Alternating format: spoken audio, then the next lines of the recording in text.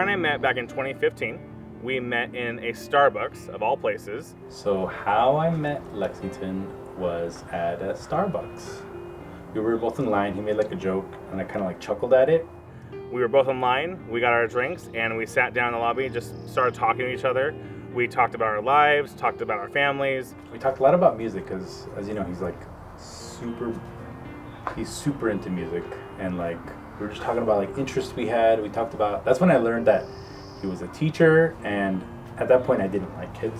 Still don't, but at that point we were just kind of like just really started to get to know each other, and it felt different, you know? Something just felt really right about it. And then once we started talking more and more, we realized that it was closing time and we had to get out. We ended up talking till the Starbucks closed, and when we were leaving, Bryan asked me for a hug, and of course, why not? He's cute, let me give him a hug. And before I left, I also asked him for a kiss, and we kissed. And in that moment, it felt different, you know?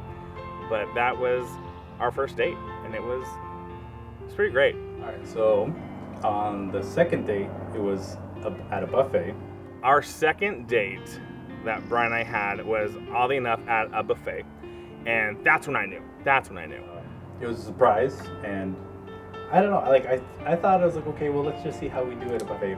First of all, don't do an official date at a buffet. It's really hard because both of you are getting up to get food. Bryan told me he was a huge foodie and loved trying all different kinds of food, and he offered to take me to one of his favorite buffets in Vancouver, Washington.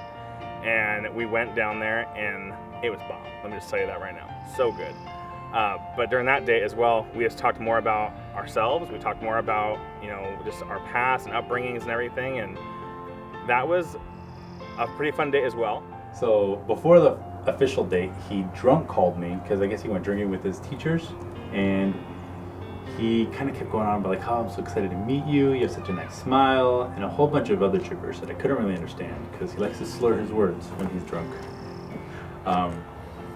But yeah, despite that, we still went on the date, and it was a lot of fun. But yeah, don't do a buffet on the first date. Something really memorable that date was we were talking about how I'm really bad at directions, and of course I was the one who was driving us home after that date. As we were leaving, we somehow, some way got lost because of course I was driving, and we ended up having a part 2 to our date and watched the airplanes and PDX, and that was a lot of fun. Okay, so something funny or memorable was, okay, I'm just remembering this now, but like he wore flip-flops, and I hate flip-flops. Oh my god. I was like, okay, that's one point against them already. Something memorable when Bryan and I first started dating was a beach trip. Bryan and I loved doing things outdoors, whether it's going camping, going fishing, going to the beach. And really early on, we took a beach trip together.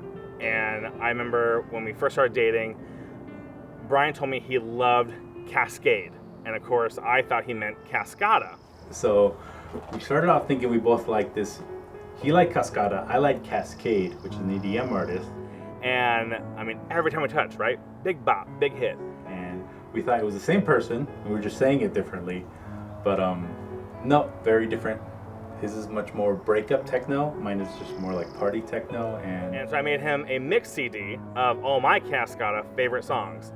And I played it for him, and the entire trip to the beach, he was just disgusted and hated all these songs. And I couldn't figure out why he wasn't singing along, why I was being the idiot, jamming out and dancing. Yeah, he made me a mixtape, and it was just not my cup of tea, for sure. Halfway through, I stopped and asked like what the deal was, and he's like, I hate this song. It's breakup techno. It's not fun. It's not good music. And then we had our realization that our music tastes were completely different. He meant Cascade, and it's an ongoing joke to this day that we mentioned Cascade and Cascada. After the first couple of dates, it started getting serious when I went to his part-time job, worked at Sherry's. Bryan and I knew it was getting serious because he worked long hours at the factory. I would work teaching. After teaching, I would go and work as a serving job, and we always made the effort to see each other at night, regardless of what time it was. And I would just pop in every once in a while, and I think one time he was like, he tells me the story all the time, but he was like super busy, and he was just kind of working, and then he like saw me, and he was like, He's the one. And there was one moment in particular, we were like probably 2-3 weeks into dating. He came into the restaurant I was working at and surprised me, and I was having a really just awful day. He came to the restaurant, I was bussing a table, and I looked up and I saw him at the door, and instantly I just smiled and got that, like, the butterflies, and got super excited. And he smiled too, and in that moment I just knew I love him, and he's the one for me for life. I was kind of there for the free pie, but the time that once I started feeling it was when we were at his place and we were chilling on the couch. Like, it was night because most of the only time we were hanging out was when he was off of work, and I worked swing shift, so we got off around the same time.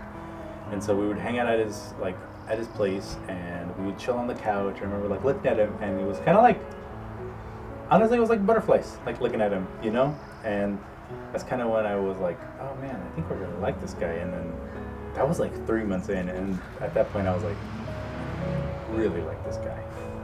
And then I think it was like New Year's, or a little bit after New Year's, we made it Facebook official that time.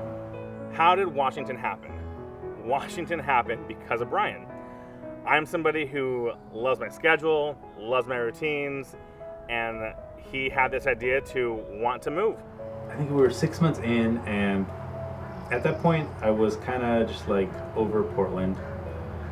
Mostly because like at that point I was kind of just like in transition from like jobs and friends, and I was like, I kind of just want to like leave, you know, like get a new start.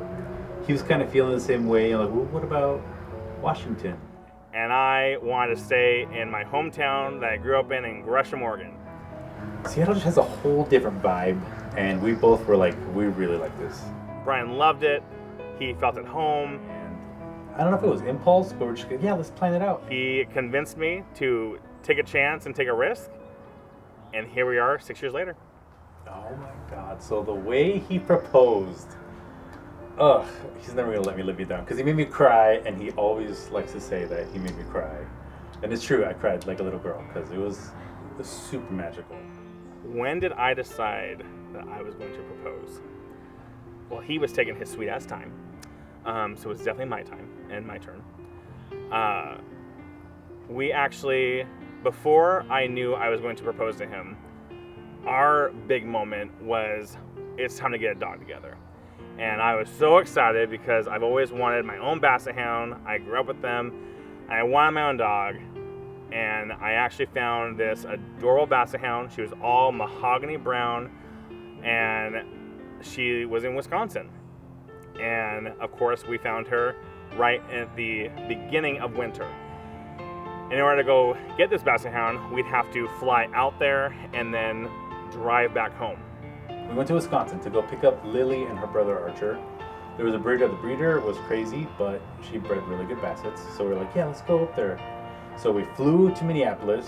We went to the mall over there, and he was super nervous. And also, looking back on this, I should have seen it coming, because he brought his mom, and his mom brought her camera.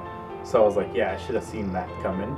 But I was like, I was so like nervous, because when we got there was a blizzard warning.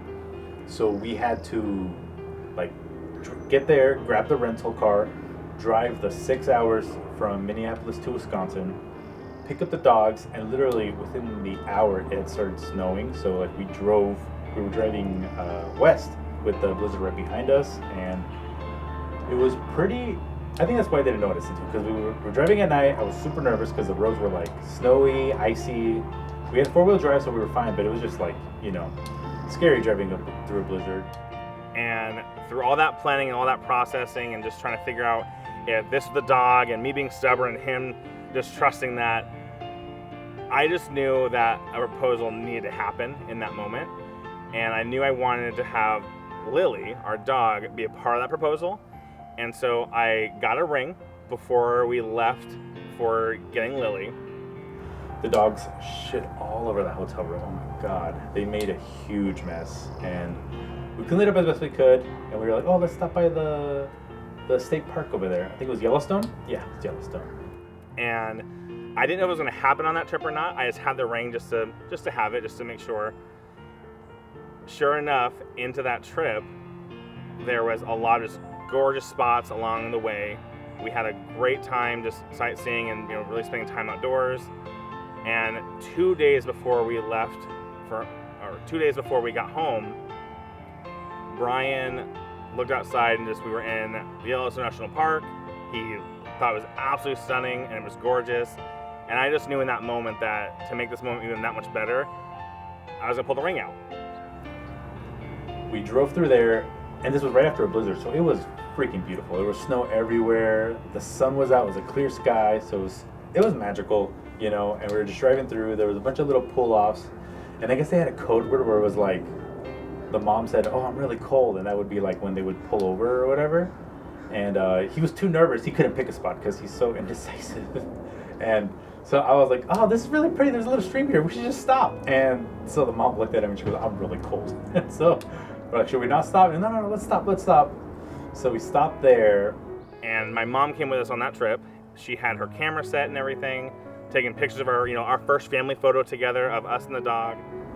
Let the dogs out, and I don't know if you've ever seen a basset run through like a foot of snow, but it's adorable.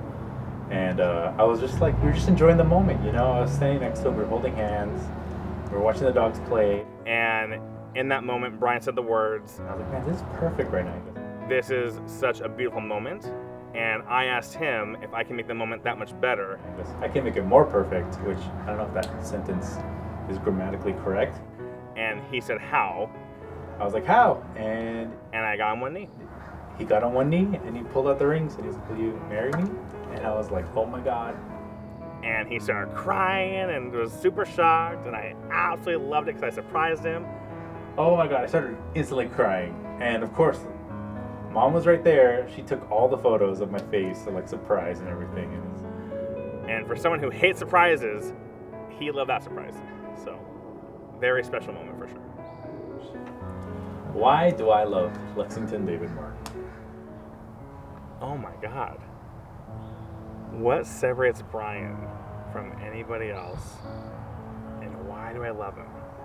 I think he's really passionate, and he'll say this all the time, we're very opposite, and it just seems to balance us out a lot. You know, he can be very loud, and I'm not. So a lot of times it kind of just like makes it equal out, or he'll like notice I'm really quiet. Oh, are you okay? Like, do you want to talk? And I don't know. It's made me more caring, and it's for sure made him more like self-observant. I don't want to say self-conscious, but like made him more self-aware of himself. And it's, I don't know, it's a good balance. Bryan is somebody who just completes me. I know that sounds really cliche, but he compliments me in ways that nobody else has. He accepts me for all of my flaws, all of me. And I don't know, he loves with everything, you know, or he feels with everything, I guess I should say, because he can get pretty passionate about anything, whether it's Drag Race or Starbucks, you know. And it's just, he adds a whole lot of color to my life. He absolutely loves every part of my family and accepts my family for who they are. And that's a huge value I have in myself, is I just need somebody who can handle the Martin family, because we're a handful. But the fact that he can love me so unconditionally and support me in anything and everything, but also challenge me on everything, that for me is true love. And that's why I love Bryan.